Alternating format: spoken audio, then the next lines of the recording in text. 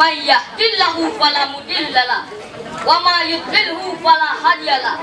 Asyhadu an la ilaha illallah wa asyhadu anna Muhammadan abduhu wa rasuluh la nabiyya ba'd.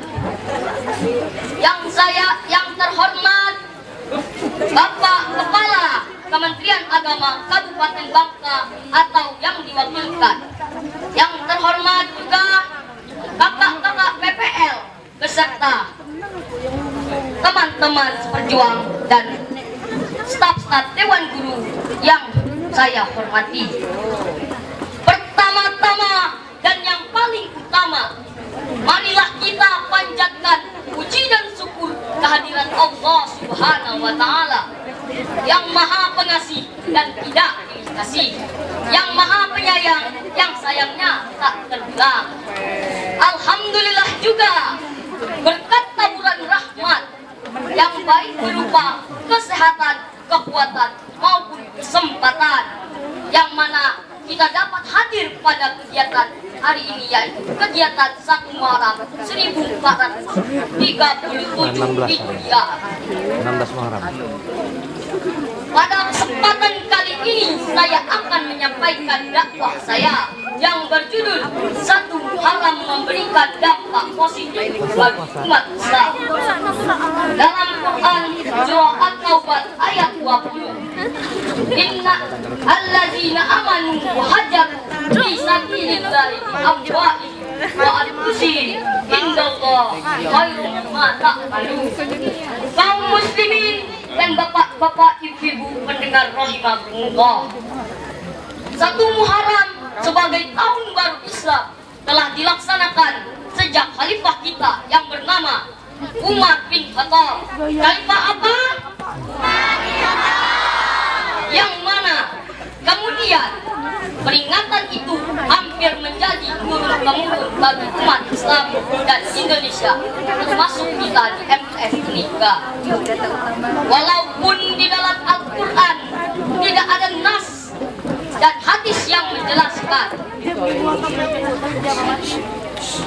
kaum muslimin pendengar rahimahumullah, peringatan 1 Muharram ini dirasakan sangat penting bagi umat-umat Islam di dunia, termasuk kita di MTS ini, yaitu memberikan dampak positif bagi umat Islam, yang mana dampak itu mendorong sifat umat agar menjadi lebih baik dan berdaulat untuk bangsa dan negara.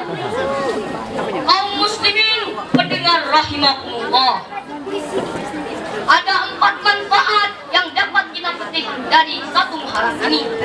Walaupun dalam 1 Muharram ini memberikan lebih banyak dampak bagi kita, tapi yang paling penting kita ambil 4 saja.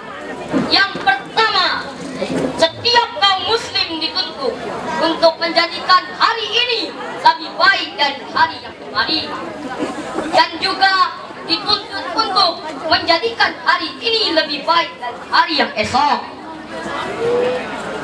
Dan kita sebagai umat muslim haruslah membuat perencanaan yang lebih baik.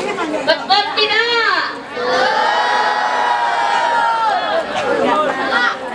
Dalam firman Allah Quran surah Al-Hasyr, qala Allah Ta'ala fil Qur'anil Karim, Bismillahirrahmanirrahim, wala tanzur nafsu ma qaddamat liwat, yang artinya hendaklah engkau memikirkan apa yang engkau pikirkan untuk hari esok.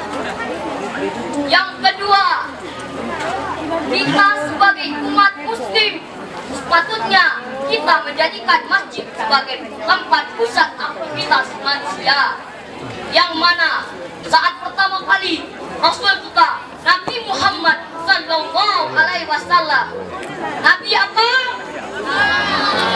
Yang mana saat pertama kali datang ke Madinah, ia membangun suatu bangunan masjid yang ia namakan Masjid Quba. Sebagai umat Islam, kita harus menjunjung tinggi masjid, mengangkat derajat masjid, dan menghargai masjid sebagai tempat pusat aktivitas kita. Karena Rasulullah SAW karena di dalam masjid tertanam sebuah perjuangan umat Islam dalam menghadapi hidup dan memperjuangkan keagamaan tersebut. Yang ketiga, sebagai umat Islam di muka bumi, kita harus memperkuat solidaritas umat Islam, yang mana langkah kedua yang dilakukan Nabi Muhammad SAW adalah memperkuat dan mempersatukan antara kaum muhajirin dan kaum ansor. Kaum apa? Yang mana kaum muhajirin dan ansor itu saat itu masih dalam peperangan yang sangat besar.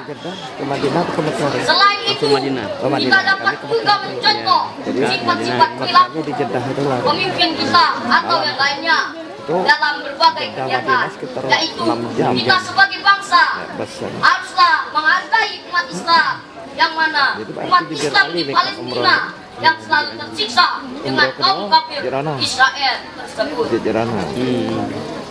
Dalam hadis riwayat Muslim dan Bukhari berkata, al-mu'minu lil mu'mini kal bunyan yasida yang artinya satu muslim dengan muslim lainnya bagaikan satu bangunan dengan bangunan lainnya yang saling menguatkan. Yang keempat, sebagai umat Islam kita harus menghargai perjuangan Nabi Muhammad, yaitu perjuangan Nabi tersebut dengan melakukan hijrah dari kota Mekah ke Madinah. Kalian bayangkan saja, jika kalian berjalan dari Sungai Liat ke Pangkal Pinang, terasa apa? Terasa penat atau letih membahasa kampungan.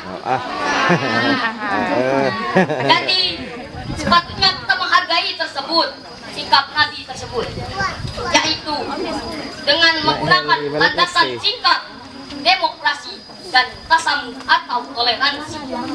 Dan Nabi mencontohkan kegiatannya yaitu dengan membuat atau merencanakan menyusun piagam Madinah sebagai landasan umat Islam di muka bumi, yang mana di dalam piagam Madinah tersebut berisi tentang mempersatukan antara kaum muhajirin dan ansor.